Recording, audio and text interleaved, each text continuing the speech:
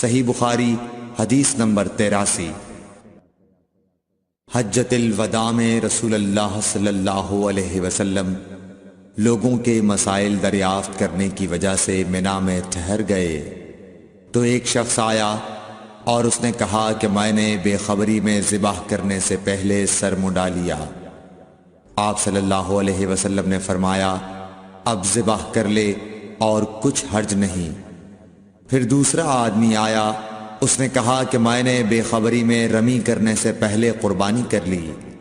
آپ صلی اللہ علیہ وآلہ وسلم نے فرمایا اب رمی کر لے اور پہلے کر دینے سے کچھ حرج نہیں۔